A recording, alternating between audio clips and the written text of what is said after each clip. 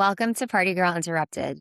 This is the podcast where we talk about nightlife, ambition, reinvention, and everything on your journey from party to purpose. Quick note before we begin, today's episode does touch on topics such as mental health struggles and suicide. If these topics are sensitive to you, please take care while listening. Today, I'm sitting here with my dear friend, Josh Donaldson, who is a nightlife veteran, spent many, many years in the scene before going through a major personal shift. Today, he now helps others navigate their own mental health challenges with his company, When the Music Stops. Welcome to Party Girl Interrupted, Josh. Well, thank you for having me. I'm excited to be here. All right, let's jump into it. How are you doing today? Present and grateful. I love that. Oh, I want to ask you while I have you. So Josh and I, we go back 12, 13, 14 years. I've been asking everybody this lately. What's your word for 2026? Maybe you have multiple. No, I have to put you on the spot. No, it's okay because last year it was my word was self-exploration, and then the year before that was harmony. Wow. I don't want to say grief, but I've lost a lot of people so far this year, and so I guess resilience. Yeah, you're such a resilient person. We're going to get into that. Mine is alignment. I've just been trying to follow the signs and live in alignment. And this is going to be a really great conversation because we have a lot of background between the two of us of nightlife and kind of being that scene and then our own personal identity shifts. But I'm really, really excited to have you share your story. So, of course, let's start at the beginning. What got you into nightlife? Yeah, absolutely. When I was in high school, I saw this documentary, Academy Award-winning documentary called Hoop Dreams. It was about these kids in Chicago that were in high school and they were trying to go to college and they were trying to, become basketball stars. And the documentary was filmed over the course of 5 years. Okay. And, I'm from Seattle, it was a really big music city at that time. Soundgarden, Nirvana, Pearl Jam, Alice in Chains, Mudhoney. And so everyone that was kind of my same age in that era, we would listen to grunge music, we'd listen to hip hop, and then we'd go to raves on the weekends. And so it was like, you kind of were like techno, house, break beats, alternative rock. And like Seattle was very, like grunge was the alternative to what was on the mainstream, and then raves were huge in Seattle, and so that was like the alternative to like pop music and stuff like that.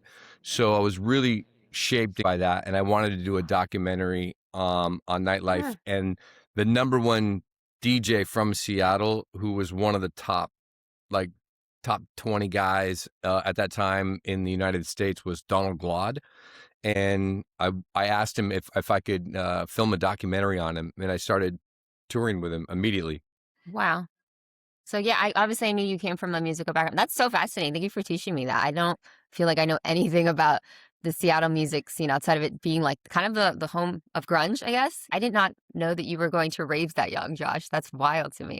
So what was that transition into your musical career? Because what I know you from is Vegas, managing DJs, all over a decade ago, like group days.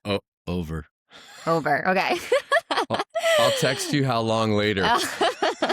But yeah, tell me about that transition into Vegas and then, with DJs.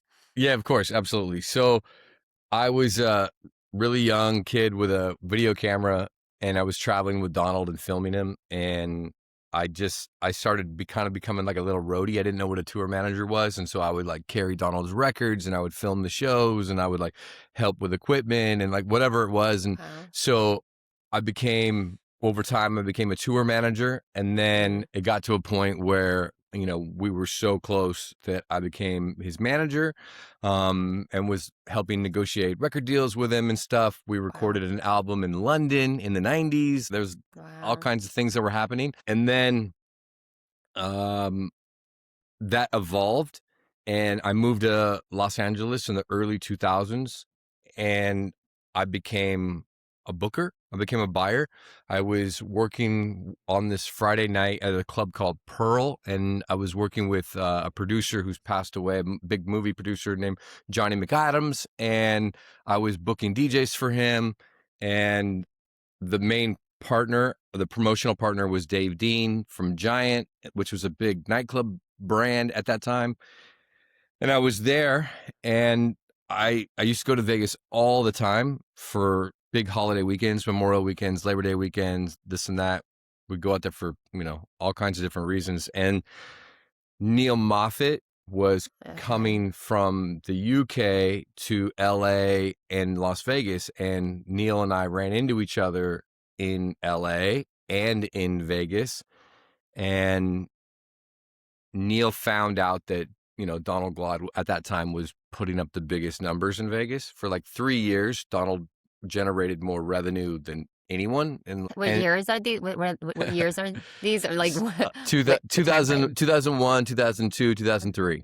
So a club called Ice opened up in Las Vegas in August 2003, Wow. and Donald played a month after it opened in September 2003, and this was kind of like really at the peak of his like Vegas, and he generated more money than all the big headliners that we talk about. He was like his shows were Wow. bigger, bottle service tables, like it was VIPs, like Okay. it was because the energy was really insane. And so then we did another one 2 months later, and same thing, shattered records. And then Neil reached out to me, and Neil said, "I want you to move to Las Vegas." And I was like, "I'll never move to Vegas." And Neil is very persuasive, and we created one of the first headliner residencies in Las Vegas. It's Friday, and I moved to Las Vegas at, the end of 2003, early Okay. Wow. 2004, and I became an entertainment and promotions director at Club Ice. And so Mm, at first I was doing marketing and promotions, and I was supporting all the nights that Donald was playing, because Donald was playing every Friday, and I was like coming up with different themes and working with street teams and all that. And then that grew, and I did more and mm, more and more and more of the buying, and booking the DJs. And then everyone kind of sprinkled off, like Neil Moffat and that whole crew ended up going to St. Louis. Then Z Zandy, the Queen of House, she went to the Light Group, and she was at the Light Group for that's right. a little while. And then she Yeah. reached out to me, and she said, "Why don't you come over here and like let's throw parties together?" And that was at Jet, and that was at the end of 2006. And so I Okay. went to Jet at the Mirage, and Z and I threw shows together for a long time. And then Love Z. we ended up on different sides of the strip. So fun. And we both just kind of really fueled a lot of that movement. Yeah. What would you say was like the peak of your nightlife career? Kind of, you're telling me about kind of the beginning. Where was the point where you really felt like I have it all? Like what did success look like to you at your peak? That's a really complicated It's question, a thinker too. because the year that was on paper my biggest year ever, Mm, was also the worst year of my life. So it's a really, really complicated thing to discuss. But it was 2013. Um, I was at Hakkasan, mm, and I had an office in New York City with John DiMatteo and Alex Cordova. mhm, I had an mhm. office in Las Vegas. I was doing Hakkasan and Wet Republic in Las Vegas. I was doing HQ and HQ Beach at the Revel Casino in In Atlantic Jersey? City. I Okay. was going back and forth between New York and Las Vegas. And, there was a team of us: Alex Cordova, Sal Wise, James Allgate, Neil Yeah. Moffat, Nick McCabe, Derek Silverstein. It was I know like all this. these names. It was like I was on the Yankees for a little bit, and we did like 100 million in revenue in like Yeah. 10 months, and we were just hitting grand slams. We were shattering revenue records. Mm, There, I ended up being kind of in a non-compete lawsuit between a couple of the nightlife groups, no. and that got pretty ugly. And then my that year, at the peak of all of this perceived success, my mother passed away in a car accident on my birthday, Remember. that same year. So it was like I was like up here and Mm. flying around on people's jets and all this craziness. My mom dies, and I was, so there was a lot. When did it stop feeling like the life that you were building wasn't the life that you wanted? Was your mom's passing kind of an interruption in that way? No, when you're in the middle of the Las Vegas machine, Mhm. you're not really thinking about much. For me, you're working 80-hour weeks. Um, you're working, 6 days, sometimes 7 days a week. You're going Mhm. nonstop. You're out late, you're up early, and you're not really thinking about anything. You're not thinking about being grounded, No. you're not thinking about your health, you're not thinking about your mental health, you're not thinking about your No. physical health. You're drinking, you're going to comp dinners, you're doing everything you can to just keep going, keep going, keep going, Mhm. and the machine is just it's running. And so Yep. you're not thinking about those things. Mhm. No, And yeah, I relate to that in being that like we used to because we hung out. We were the same friends. We can name all the same people. We were at the Rhino. We were at Dre's afters. We were doing staying up till the sun comes up in that desert heat.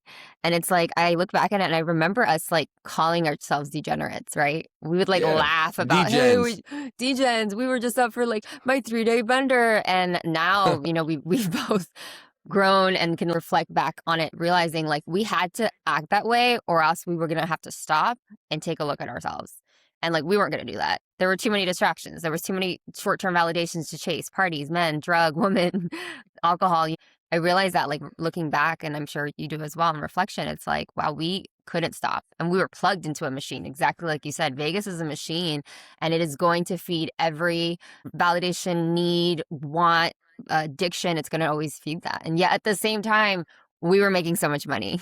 That's so interesting to like when hear someone else say it because we're kind of part of that group of degenerates that some of us have been able to heal and move on and find purpose and some of us are kind of maybe still stuck in the machine. Did you ever feel pressure to hit numbers? Did you feel pressure to always feel like the person that had it together? Like I definitely felt that in New York, so I'm just curious, did you ever feel that pressure like you have to have it all together, you have to hit numbers, you have to be schmoozing the right people?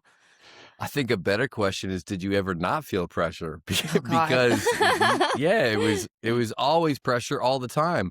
I Yeah. mean, I remember I was one of the first people to spend $100,000 on a DJ in Las Vegas, and I remember being told by a casino executive privately, like, if you lose this money, we're gonna bury you in the desert. And that dude was pretty serious.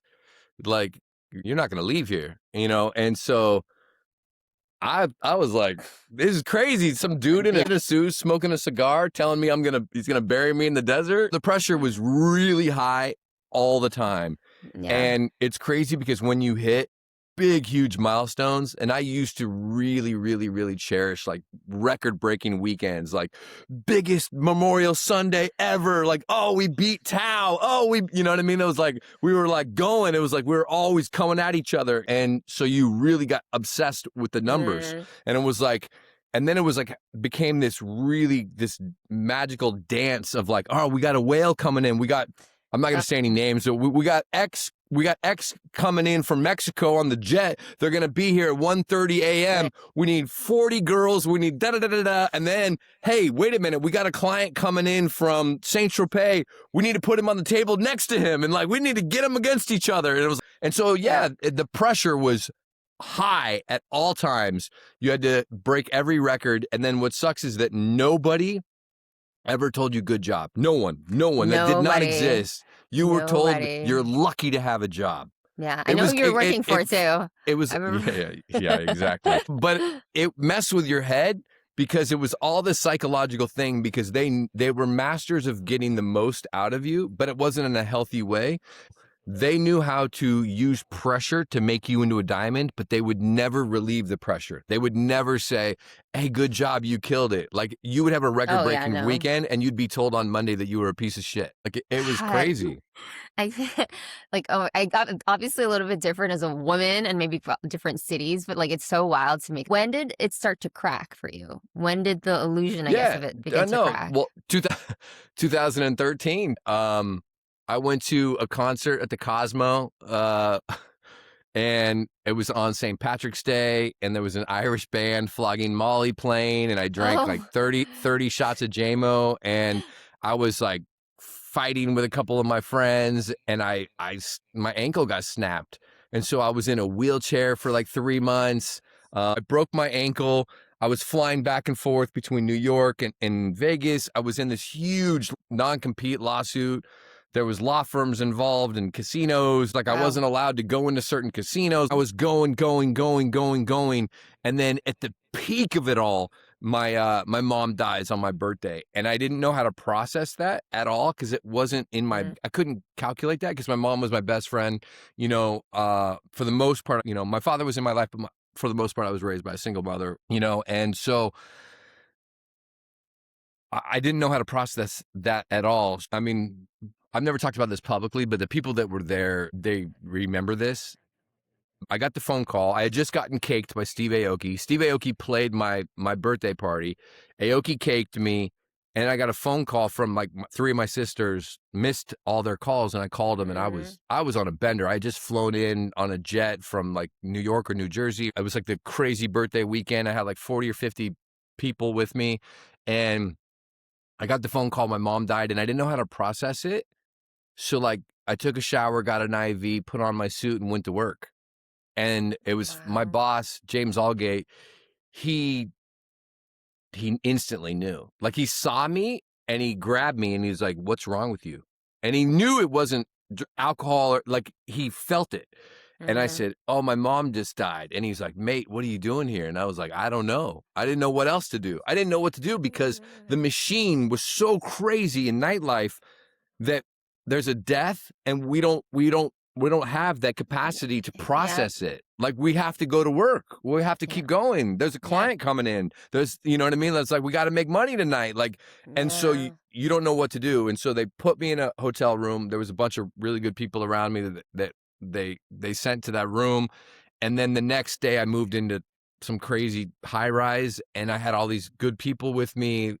And I didn't know what to do. I didn't even fly home for 7 days until the service because my whole world was working in Vegas. And so I, mhm, I couldn't figure it out what was going on. yeah, And once I started to process it, I went on the bender to end all benders. I drank for the next that was September 29th. I drank until April. And yeah, I kind of mean nonstop. yeah, And I was high functioning. So you could be blacked out, messed up, and making 10,000 great decisions. I mean great decisions like work, like you're firing. You're still firing because of this whole thing.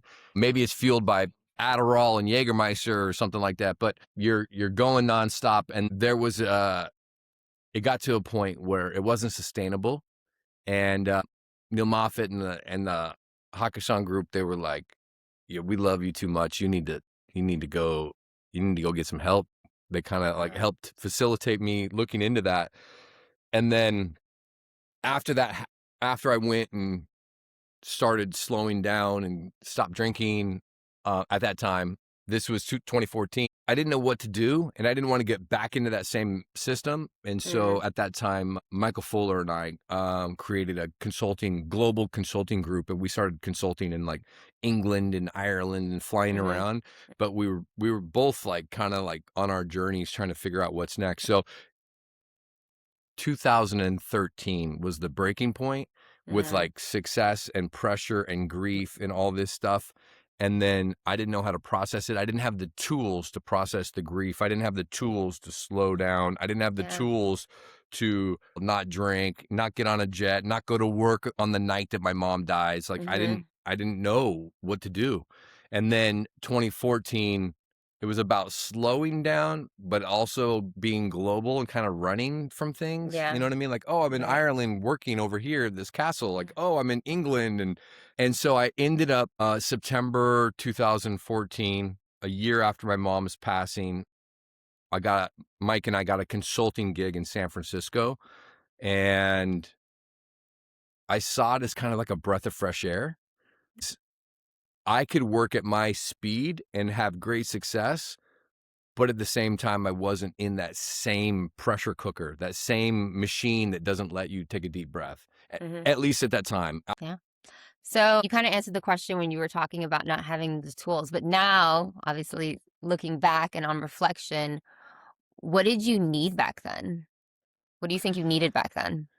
Well, I'll start with grace. I needed grace. I'll tell you that. For me, I needed grace. I needed faith, but I needed the tools to understand what it means to take a deep breath, what it means to ground yourself and how to, I mean, I'll just say it. I needed emotional intelligence. In that same time period, there was books coming out about how EQ was more important than IQ. I didn't know what that meant. And I remember getting the Emotional Intelligence 2.0 book. It was like this little book. Yeah, yeah. And then I had like a quiz. And that was like kind of like when people started thinking Yeah. about emotional intelligence, like it was like becoming more mainstream. And you didn't really know what that was, but it was literally, what is your capacity and ability to process things at an emotional level? And, Hmm. like grief, you have somebody in your family that dies. Are you able to stop and take care of it? Like, let's fast forward to 2023. My father got pneumonia, went to the hospital, and died suddenly. Wow. And this time, because I've spent so much time on my emotional intelligence and so much time on grounding and the tools and things like that, that this time, the day my dad died, first of all, I was sober, but the day that my dad died, I went to the beach. I was in LA. I went to the beach in Santa Monica with a friend. I brought a blanket. I brought a candle. I brought some sage. I brought some Palo Santo. I brought a journal. I cried. Mm. I screamed. I grieved. And so I was able to immediately initiate the grieving process. And within like a month, 2 months, I was accepting of him Yeah. being gone. Yeah. Where when my mom died, I didn't have any Yeah. of those tools. So I numbed myself, Yep. for the next 6, 7, 8 months. And I ran from grief because I didn't know it didn't feel good. And Yeah. then if we have the tools to process something as heavy as grief or depression or mental health, then we're able to start to go through the steps to work through them. Can I ask you how many years you've been sober now? Yeah, absolutely. So I'm alcohol free, and that was my big thing. And I've been sober for 7 years. Oh, wow. I didn't know that long. That's amazing. Congratulations. Cool. It's cool because so many people remember me as because I only drank for 20 years. That was my thing, Yeah. was like water and drinking. I never smoked cigarettes. I didn't smoke weed. And, I was just like alcohol. I was old school, Okay. Irish Scottish and boy. Irish. Yeah, exactly. And then what's funny is that people used to describe it. People would come to Vegas and visit me, and they would describe going out with me as either the greatest night of their whole life or the worst night they've ever had. The greatest hangover of all time. So yeah, I haven't, and it's funny because I did the work the way that I was taught after I quit drinking.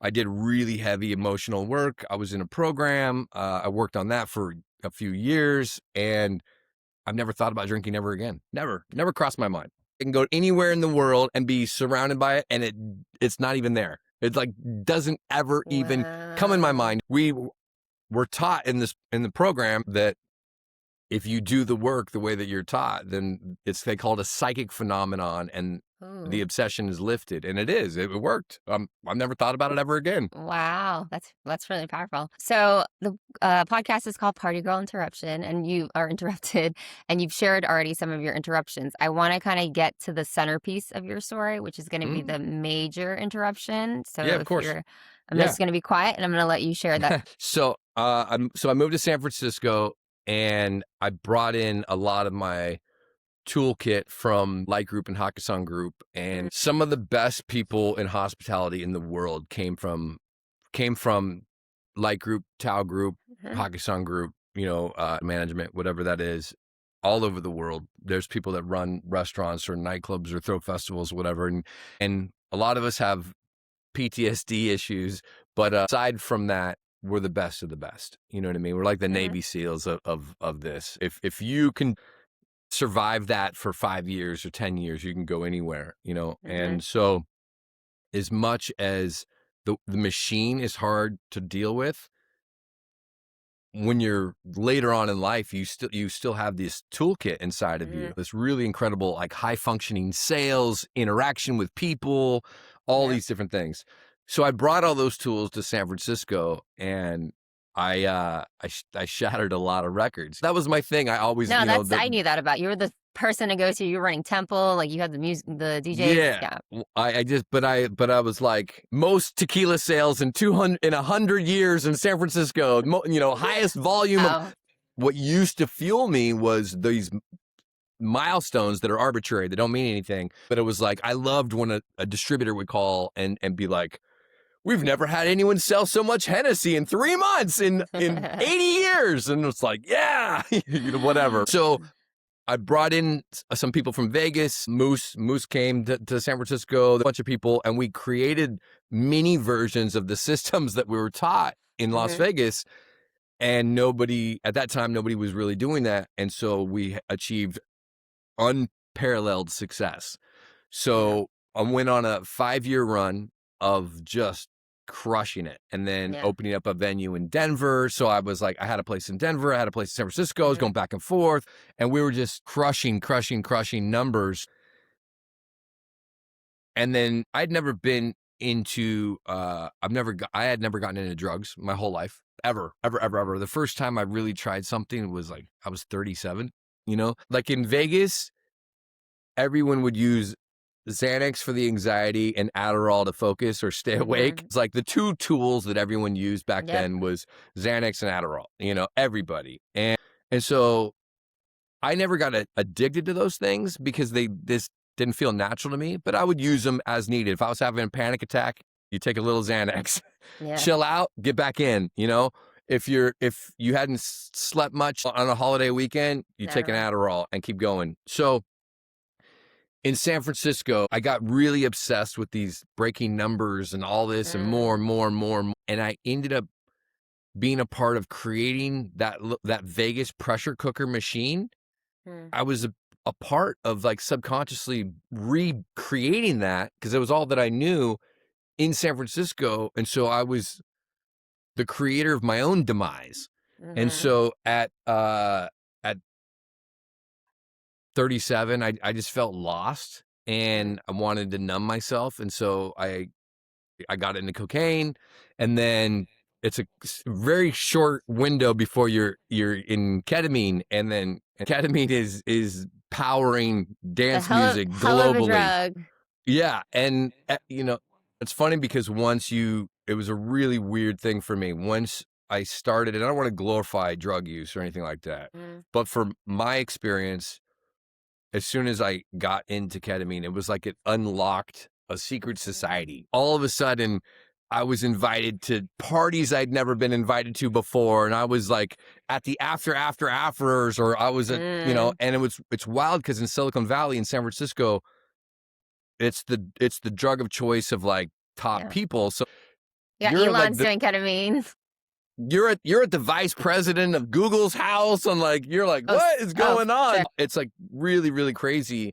And I kind of lost myself. I was so good at what I did, creating events, producing shows, record breaking. It was the same thing that happened like after my mom died. Like I was high functioning alcoholic. I was drinking, and I was hitting all these milestones. Why I did the same thing. I was like lost in the sauce on ketamine, but it didn't matter. I was so good at what I had been trained in this Vegas machine to the point where I could just get things done, no problem. So I wasn't sleeping. I was doing a lot of ketamine, and I lost sense of reality. And I ended up going to a music festival in Costa Rica with a ton of friends or nightlife people, and I ended up having a psychotic breakdown, and that was January 2019. Okay. And then I kind of snapped, and everyone was trying to help me, and I got into this hyper stage of paranoia, and then I ended up flying to Miami, and no one knew where I was. I didn't have a phone or luggage or anything like that. Wow. And I ended up flying to Miami, and then on Sunday, January 6, 2019, I attempted to take my life in a really extreme and violent way. I slit my wrists. The hospital told my friends and family that they called me the real deal in the ER. They were like, oh, this is the real deal. It's like the 1% of the one. It was like, you wanted to die. There was no note. It was like, I felt so empty because I'd been fueling my life with stimulation, with trips, travel, girls, money, accolades, all these things that didn't mean anything. None of it doesn't mean anything. And so I felt so empty, and my soul had been craving connection or reality or groundedness or Yeah. purpose or something else for so long that I just didn't want to be here anymore. Thank you for being so open to sharing that. After you survived that experience, what's the first thing you remember feeling? Like, when you came Uh, out of it in the hospital, like, what do you remember feeling? okay. So I had a journalist one time interview me, and she said, "When you survived your suicide attempt, did you feel a sense of relief?" And I said, "No, you feel the opposite." And she's like, "I don't understand. What do you mean?" And I said, "You feel so stupid that you can't even do that right." And she's like, "Oh, I never thought about that." I was like, "Yeah, the guilt and shame that you couldn't complete the job is tremendous. It's like a atomic bomb of guilt and shame. You feel 1,000 times more worthless after surviving than you do trying, Oh, because when you're really trying to complete, you feel like, I can't even believe I couldn't even do it. I couldn't yeah. even get it done. I couldn't even do it right. So you have this narrative. So I started a really long journey. Um, I was in the Mount Sinai Hospital in Miami for 7.5 days. I had reconstructive surgery. They told me that my arm and my hand would never work again. One of the top surgeons in the country, Dr. Joshua Lambert Okay. in Aventura, Florida, in Miami, um, he came in, and I'll tell you a story. 4 years later, I made an appointment with him. Went to Miami. I made an appointment. Didn't know who I was. I just made an anonymous appointment for a consultation, and I showed up, and he walked in the office, and I said, "Do you remember me?" He said, "Yeah. What are you doing here?" And I said, I wanted to tell you what I've done for the last 4 years and what I did with the gift of two hands." And he said, "Hey." And he couldn't believe it. And he sat there with me, and he said, "Do you have any mobility in your hand?" And I said, "Yeah." And he said, "Do you mind if we film this?" He goes, "80% of surgery, carpal tunnel surgeries like this, don't Don't they don't succeed. come out like this. That you shouldn't even have this level of mobility." And Wow. and we talked, and I was grateful. So I got to thank him, give him a hug, and we took a photo together, and we followed each other on Instagram. I Oh, just wanted to come back and say thank you. I'm glad you did that though too. What if I love full circle moments like that, right? I guess that takes us to when the music stops, or yeah, that takes us So into when the music stops. Let's talk about that. so I had reconstructive surgery, and my arm didn't work for like 9 months. Like, you have to relearn how to use every single finger. Like, it Wow. was crazy. It was crazy. It was hell. I got into detox program, and because of the severity of what I did, I wasn't allowed to leave the state of Florida. They were like, "You're not going anywhere." Oh, So they told my family, they said, "He needs help, but you can't take him anywhere," because I'm not from Florida. And so they found a detox in West Palm Beach. yeah. Most places wouldn't take me because of the severity of what I did. I found a detox. My family found a detox. There was a small men's treatment center in West Palm Beach that they interviewed my friends, they interviewed my family, they interviewed me, and they were like, "Look, we're going to take a shot on you, but everyone's telling us not to." And I got into a treatment center. It no longer exists, but it was a small male only facility. And 5 weeks in, my roommate overdosed and died. There was about 16 to 18 different men in a year that came through there. Five died in a year. And Wow. it really messed me up. Like, I was sitting here talking to this guy, eating ice cream, watching Netflix. He's talking to me about his family and his kids, and then 12 hours later, he was dead, and he overdosed. So I did a 90-day program, completed it, and they said, you can go home. Okay. And I knew I hadn't even scratched the surface. So I said, "Well, what if I stay?" And they go, "Well, that will be expensive." And there was a GoFundMe in the industry, and a lot of nightlife people, DJs, managers, Avicii's manager, like, a lot of people came together and made big donations. And I stayed in treatment for a year. At 6 months in, I had already done uh, the 90-day program twice, and so I'd already done everything. And so they said, it's time for you to go help others and be of service. And I said, Yeah. you mean like feed the homeless?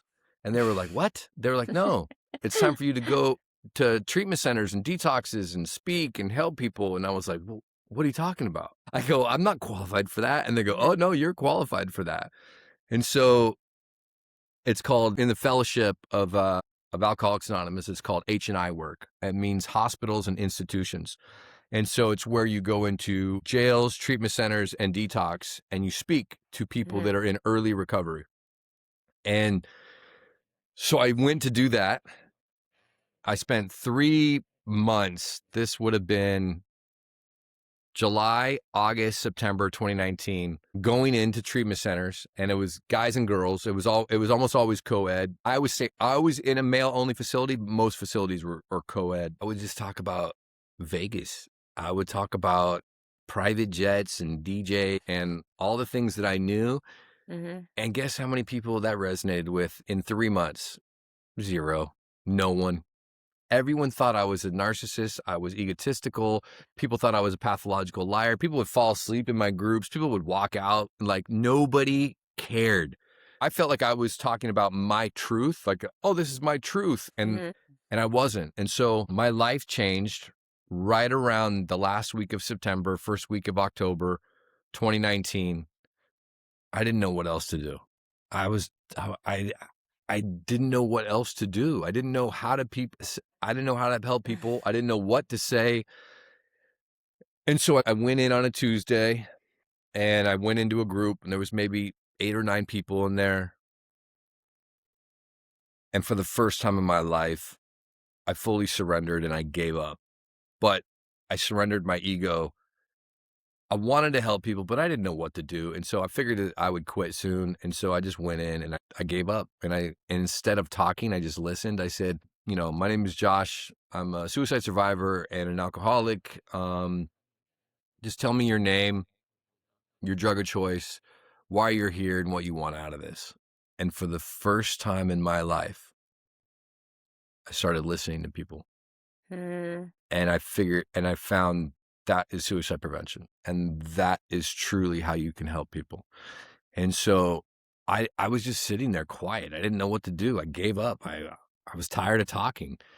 And people started crying and hugging me and giving me their emails and their phone numbers. And I was so confused. I didn't understand what was happening. I was like, but I didn't even say anything. And I did it again, and I did it again, and I did it again. And it wouldn't have that same reaction every time. Right. But more often than not, somebody was like, thank you. And I started realizing the one thing that people had in common, because there might be like an 18-year-old girl who's on Oxycontins, and there might be like a Mm. 58-year-old stockbroker who's addicted to cocaine, right? And they're in the same Yep. treatment center, right? So you have all this different spectrum. And I found one of the main things that people had in common is they were trying to numb themselves, Yep. and they hadn't felt connection, human connection. And by listening to somebody, it creates this magical human connection. And the magic really happens. This is so hard for all of us, especially you and me, is when you listen and then you don't say anything afterwards. You Mm. don't give anyone any advice. You just hold space Mm. and Mm. stop. Mhm. And that was so hard for me to learn. Yeah. And so I learned that this is how you help people. And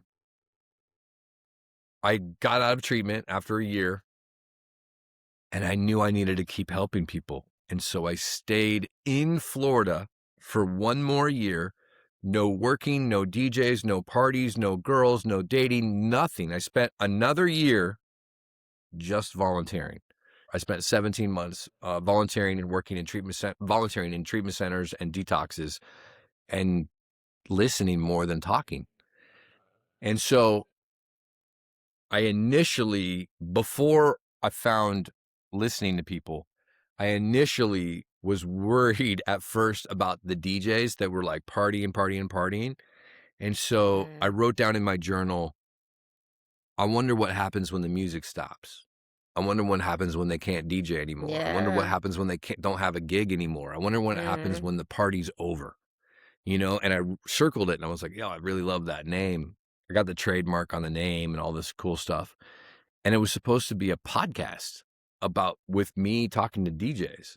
And so I Mhm. started a podcast and I never put it out, but I interviewed Cascade and Sonny James and Ryan Marciano and Fetty LeGrand, and they would come to Miami and meet with me. And Mhm. so I didn't put it out, but there's some really incredible recordings that I have. And then I started thinking, well, wait a minute, what about the kids in the crowd? I want to help Yeah. them. And Yeah. so at first it was about dance music and nightlife. But as I started listening to people, I realized when the music stops can be after you overdose, after your DUI, after you Yeah. lose your job, after you get a divorce, after you get your kids taken away, after you lose your home. When the music stops is just ambiguous. It Yeah. can mean anything. So I stopped telling people what it meant. People would ask me, what does when the music stops mean? And I'd be like, what do you think it means? And they'd be like, Mhm. well, for me, I think it means like I was engaged to this girl and then, it didn't work out. We broke up and I wanted to kill myself and I didn't know what to do. And I go, that's exactly what it means. And Yeah. so I would just validate whatever your idea is of when the music stops. I started throwing summits, music and mental health summits. And then shout out Kalika.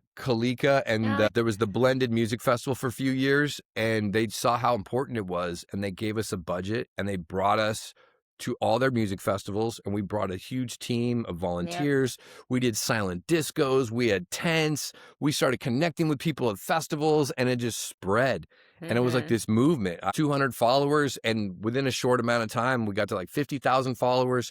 But then I was getting like 300 to 400 messages a day of kids that wanted to hurt themselves. And so it Yeah. got too big. And Yeah. so I just gave and gave and gave and gave and gave. And, lost myself. I had attached to the identity of the Las Vegas nightlife Yep. guy. And now I had created a new identity of the mental health Mhm. suicide prevention guy. Mhm. And these were just masks that I was putting on and portraying. And so I gave and gave until I was out of gas. And I realized I'm not when the music stops, Mhm. but when the music stops is something that I do. It's not my identity. So I got to figure out how to separate my identity, just who am I? And then when something special happens, I get to show up for others. Do you see the parallels between what we have both done in terms of Party Girl Interrupted is an interruption and literally is what you're saying when the music stops. And so that is what I ask everybody. And for you, it's been very similar to my own experience, mini interruptions. It's like we got hit with something, but we didn't stop. We got hit with something else, but we didn't stop. But it brings us all down now to what it really matters, and it's purpose. So where do you stand? What is your purpose today? My purpose is to is to stay alive, stay Solid. positive. The world is Mm-hmm. really heavy and hard and confusing. And I think that it's really wild because the more that I step away from when the music stops, the more that it comes up in my life. Mm-hmm. And more people in 2025 and 2026 have asked me about when the music stops than at the peak when we were in Miami and Yeah, Nashville and yeah, Austin, everything. We were traveling the yeah. country, doing festivals and doing summits and doing everything. More people reach out to me about it, ask me for it, beg for it, Mm-hmm. everything, because the world is gotten confusing. Artificial Mm-hmm. intelligence, the Mm-hmm. administration, are we going to war? Am I going to lose my job?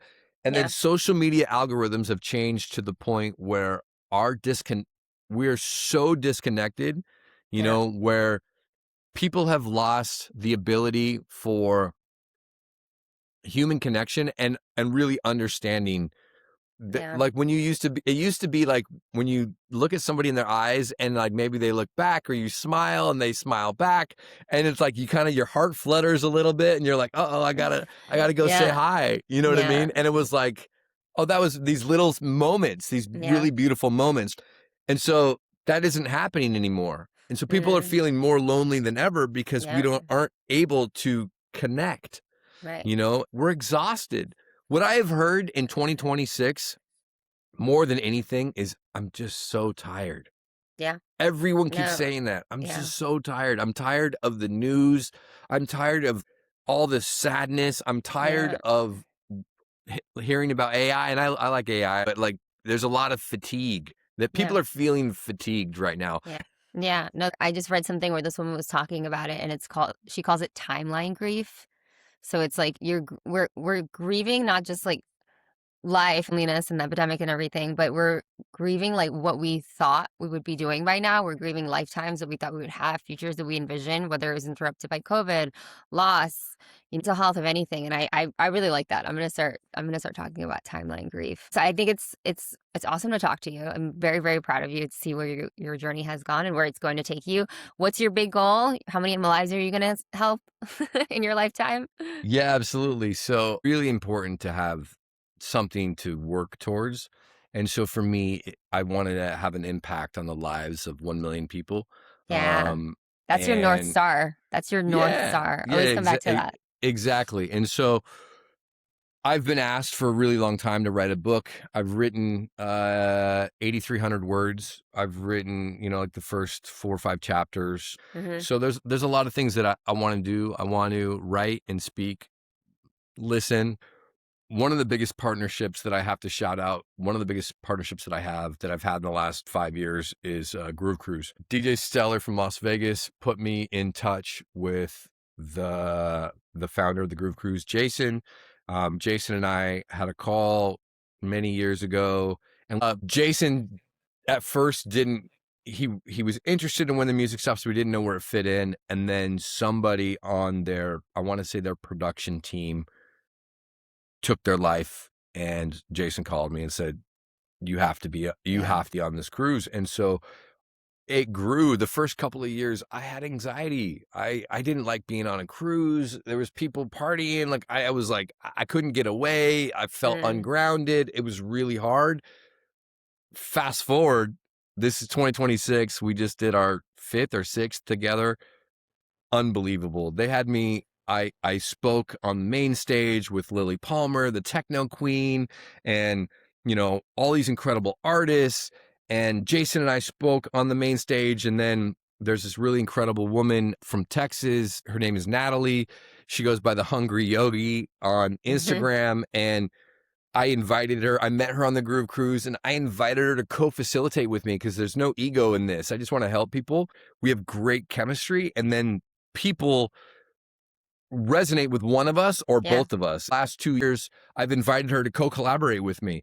And so Groove Cruise has grown, and our integration When the Music Stops on there is a staple. We make mental health journals and giveaways. I spoke 4 times in January in the Bahamas, and with the Groove Cruise, and we're working on 2027, and we're just strengthening our partnership. And I really want to get to the point where I'm able to do more with When the Music Stops again, because the Yeah. demand for When the Music Stops is so great. But I want to bring community together and have Yeah. an impact on people's lives.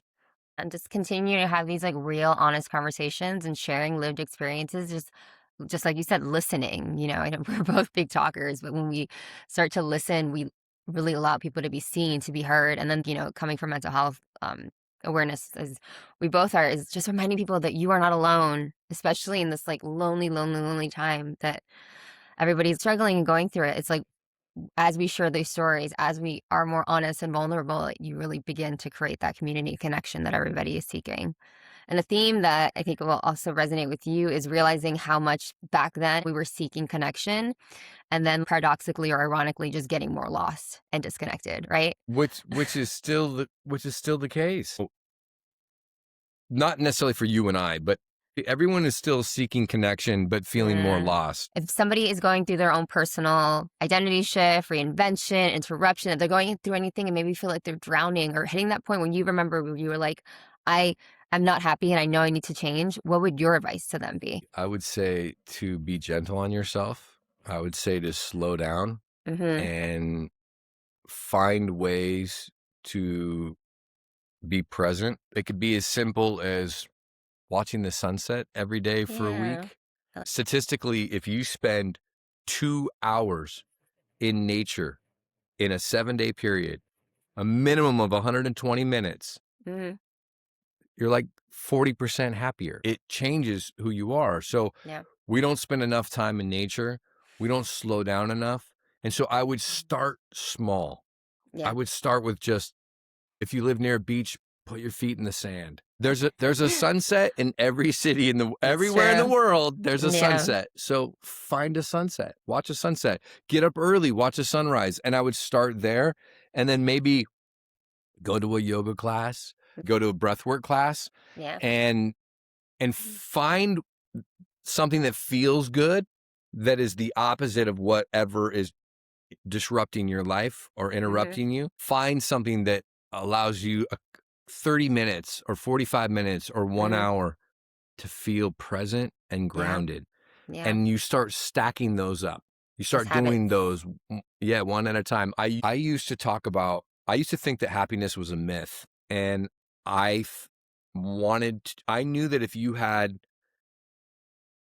1 day more per year of happiness, of, not feeling down, that it's going to lean over. I used to think that it was 51% you needed to have, be just 51%.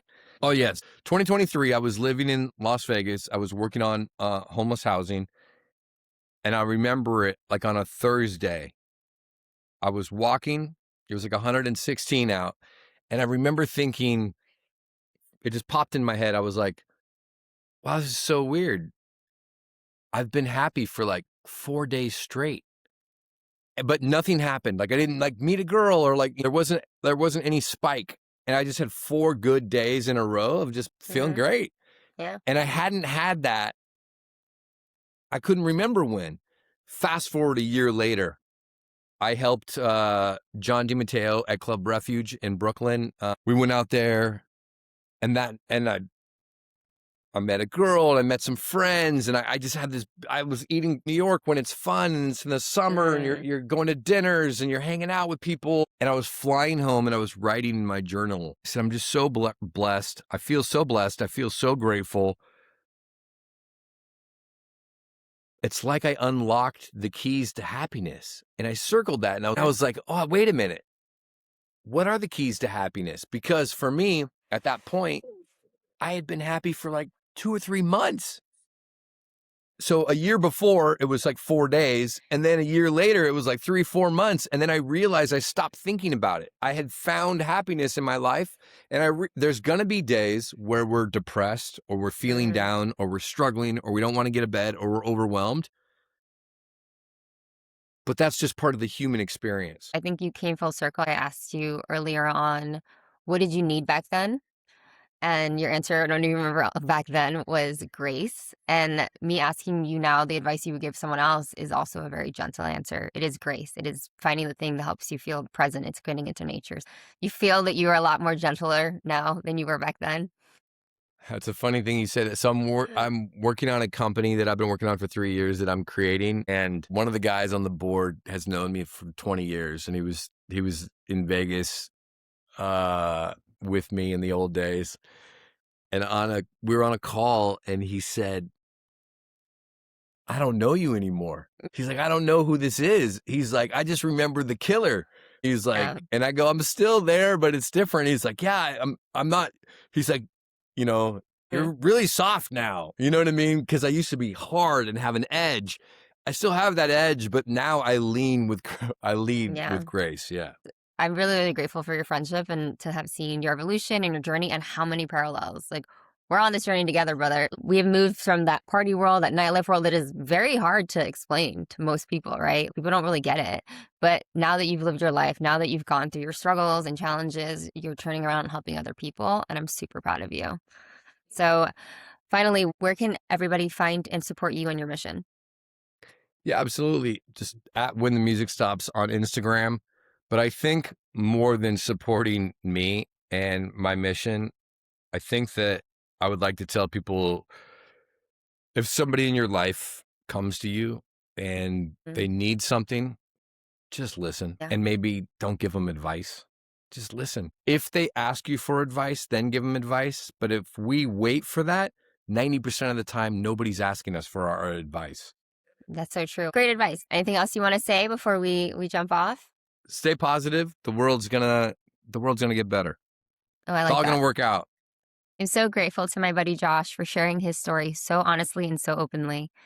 It's conversations like these that remind us that we're not as alone as we think we are. If this episode resonated with you, please share it with someone who might need it. If you are struggling or in a dark place, please reach out for support. In the US and Canada, you can call or text 988 for the Suicide and Crisis Hotline. There are people who are ready to listen and help. Thank you guys for watching and listening to Party Girl Interrupted. I'll see you next week.